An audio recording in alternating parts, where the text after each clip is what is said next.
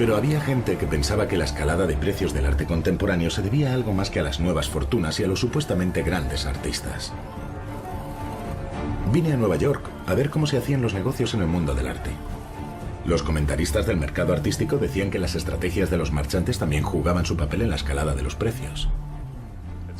Entonces, señor, su puja es de $1.800.000. La puja está hecha. Había ciertas prácticas que provocaban polémica. Se decía que galeristas, coleccionistas y marchantes mantenían los precios de los artistas a los que representaban o cuya obra poseían en grandes cantidades.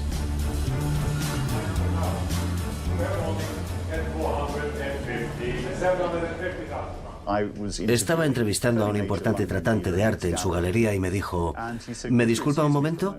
Yo dije, claro. Y él fue al teléfono. Lo descolgó y empezó a hablar con uno de sus empleados que estaba en una casa de subastas y se estaba celebrando una subasta en la que se vendía la obra de uno de los artistas que representaba. El caso es que empezó la subasta de una de sus obras y dijo, sube, sube, sube. Basta. Y colgó el teléfono. Me explicó que pujaba habitualmente por obras de aquel artista para asegurarse de que se vendían bien en las subastas.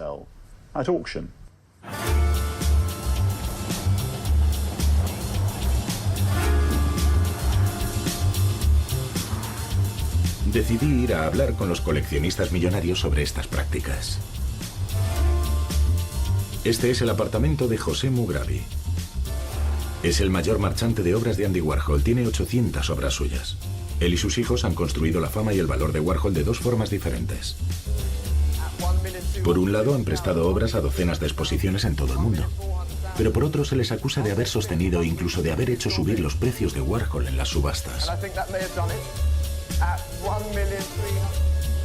José Mugrabi accedió a hablar conmigo de esto. ¿Cómo se establece un nivel de precios para un artista como Warhol? Es muy sencillo.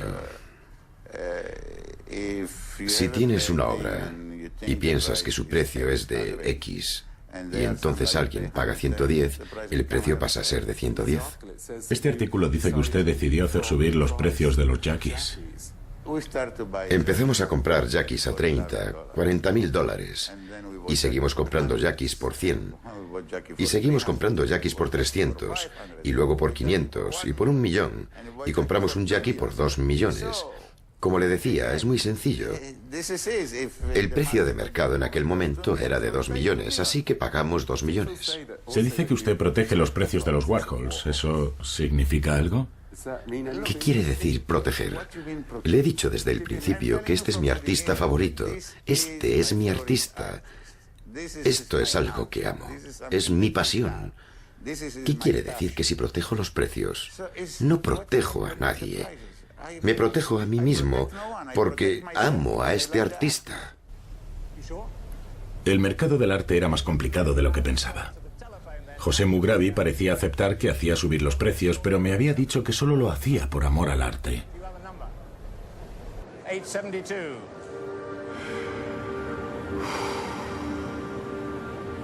Intentar investigar el mercado del arte era agotador. Aquella noche soñé que era José Mugrabi.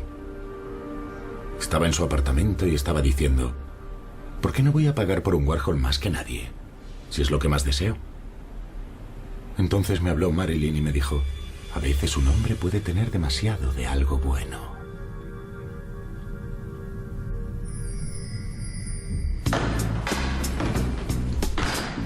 Entonces me desperté. Empezaba un nuevo día. Tenía una cita con el hijo de José, Alberto, y con otro coleccionista multimillonario, el magnate inmobiliario de Nueva York, Avi Rosen. Estaban haciendo negocios juntos. Primero me enseñaron sus oficinas. ¿Qué tenemos aquí?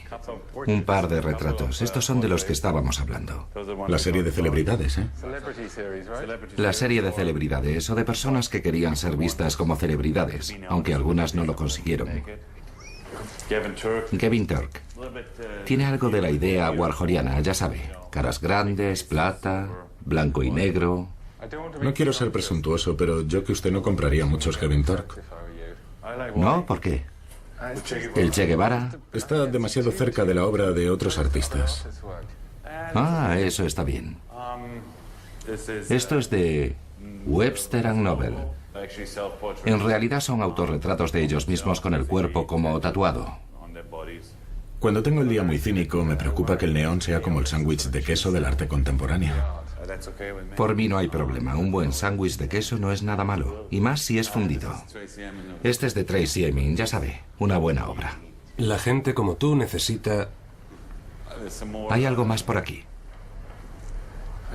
Oh, tienen un par de armarios de medicinas. Tenemos un par de armarios de medicinas de nuestro buen amigo Damien, una vez más. En este despacho hay una escultura de Kunz, que es una preciosidad. Aquí hay un cuadro excelente de Richard Prince. Oh, es uno de los nuevos. Sí, es uno de los nuevos. Han debido comprarlo hace muy poco. Sí, es bastante reciente. Me encanta Richard Prince. Es un gran pintor. Es un cuadro fabuloso. Muy bueno. ¿Qué es lo que le gusta de este cuadro? Me encanta la ligereza que tiene, y el color, y las formas, y las manos y las piernas. Vamos, mírelo bien, es una verdadera maravilla. Además de inflar los precios, también se acusaba a ciertos marchantes de abusar de su posición de dominio del mercado.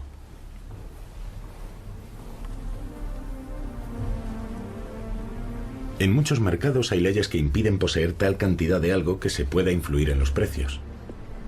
Es lo que se llaman prácticas monopolistas. En los 90, un operador japonés fue juzgado por poseer un 5% de las existencias mundiales de cobre. Los Mugrabi poseían un 9% de los Warhols más importantes. Avi Rosen era dueño de un 1% más. Pero en el mercado del arte no hay normas contra las prácticas monopolistas.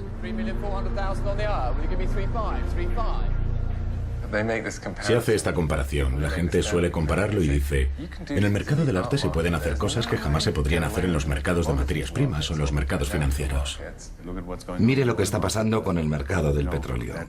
Vamos, ese tipo de especulación existe en todas partes. El mismo tipo de especulación se da en el mercado del arte, igual que pasa en... Eso ocurre en todos los mercados. Pasa en todos los mercados, es algo general. No está permitido que uno tenga el 10% de las reservas de cobre del mundo, si uno es... Pero hay gente que lo hace. Hay gente que tiene el 10% de las reservas de cobre.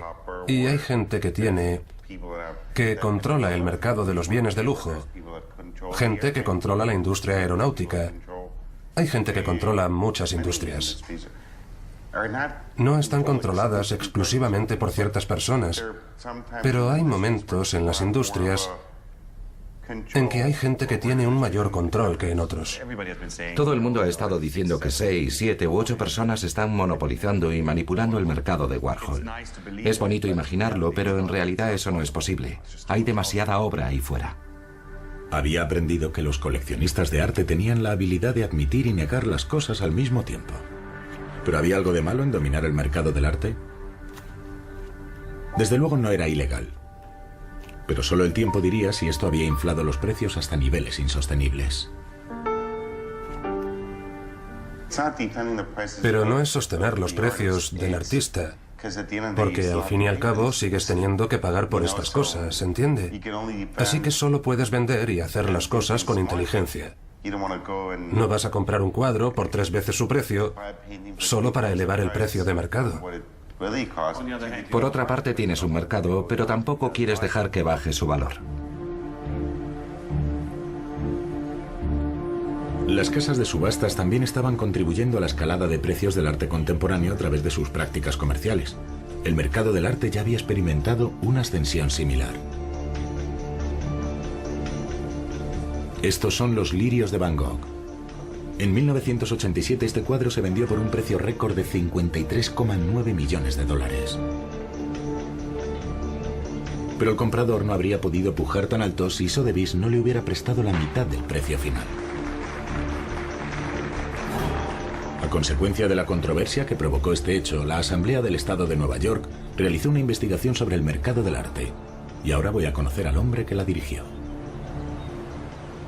Tuvo que ver con la subasta del cuadro de Van Gogh, Los Lirios, en la que había un australiano, Alan Bond, que tenía unos 25 millones de dólares y un señor japonés que tenía unos 50 millones, lo que significa que el cuadro se debería haber vendido por unos 26 millones. Pero Sotheby's decidió prestar al señor Bond otros 26 millones y el resultado fue una tremenda burbuja en los costos y precios del impresionismo francés. Esta burbuja se creó por la decisión de Sotheby's de prestar dinero a uno de los dos postores, sabiendo que al hacerlo se dispararía el precio. Eso no me parece nada ético. Tras la investigación del estado de Nueva York, Sotheby's dejó de hacer este tipo concreto de préstamos. Pero 20 años después, las casas de subasta seguían ofreciendo otros tipos de crédito. La documentación presentada por Sotheby's mostró que sus préstamos se habían duplicado desde 2005. Si al mundo del arte esto no le preocupaba, al mundo financiero sí. En 2008, las acciones de Sotheby's cayeron un 80% respecto a su valor máximo de octubre de 2007. Un inversor apareció en una cadena de televisión para hablar del paquete de Sotheby's que vendía. Vendo a la baja las acciones de Sotheby's y... Sotheby's siempre puja, sí. Sí, se puede decir que está a la baja este año. Así que a pesar de las palabras optimistas sobre las subastas de la semana pasada y de la próxima, el mercado de valores no se lo cree. Jim Chanos era un multimillonario de los fondos de riesgo famoso por haber predicho el colapso de Enron. Ahora estaba vendiendo a la baja acciones de Sotheby's, lo que significaba apostar cientos de millones al hecho de que el mercado del arte no iba tan bien como se decía. De hecho, creo que el mercado de las subastas es el aspecto más engañoso de todo el mercado del arte. El mercado de las subastas está sujeto a cierta... ¿Manipulación? Bueno, usted lo ha dicho, no yo. Empezamos a vender a la baja Sotheby's realmente a finales del verano de 2007, hace algo más de un año. ¿Por qué? Empecé a tener, partiendo del hecho de que participo en el mercado del arte, empezó a preocuparme que Sotheby's se había apalancado mucho durante los últimos años, mientras los precios no dejaban de subir, cuando debería haber aprovechado para reducir su endeudamiento. Chanos tenía una segunda crítica hacia ellos. Sospechaba de la práctica de garantías de la casa de subastas. Para atraer grandes obras, las casas de subastas prometían pagar al vendedor un precio mínimo garantizado, tanto si la obra se vendía como si no. Las garantías de Sotheby's se habían multiplicado por 7 en solo 2 años, hasta rozar el $1.000.000 en 2007. Chanos pensaba que esto era especulativo y arriesgado. Cuando Sotheby's entró en el negocio de garantizarme cierta cantidad de dinero a mí, el vendedor, automáticamente empezó a juzgar el valor del arte, y eso hizo que dejara de ser estrictamente un agente. De hecho, están apostando a que los precios subirán, y eso resulta peligroso porque te has convertido en parte del sistema. Tanto Sotheby's como Christie's rechazaron mis solicitudes de entrevistas. Sotheby's me escribió diciendo lo siguiente. La clara parcialidad, incluso desprecio, que ha mostrado hacia el arte contemporáneo, que es una parte importante de nuestro negocio, es imposible de ignorar. Mientras que usted está en su absoluto derecho de producir un programa como desee, Sotheby's también tiene el derecho de no contribuir a sus esfuerzos. El problema que tienen las casas de subastas, y Sotheby's en particular, es que han dejado de ser agentes para convertirse en agentes principales. Y ese es el problema clásico de la burbuja, sea inmobiliaria, artística o bursátil, que vemos como intermediarios tradicionales, como bancos o agentes de bolsa, de repente deciden convertirse en fondos de riesgo ellos mismos.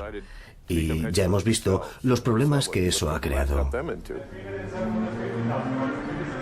En agosto de 2008 supe que el mercado del arte contemporáneo estaba inundado de crédito y lleno de gente que pensaba que los precios podían seguir subiendo eternamente.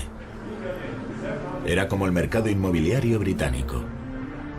Los economistas tienen un nombre para ese tipo de escenario: burbuja.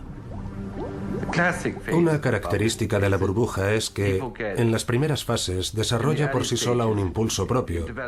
Y creo que lo que ocurre es que la gente se entusiasma por la subida de precios. Excelente. Entonces son $77 millones.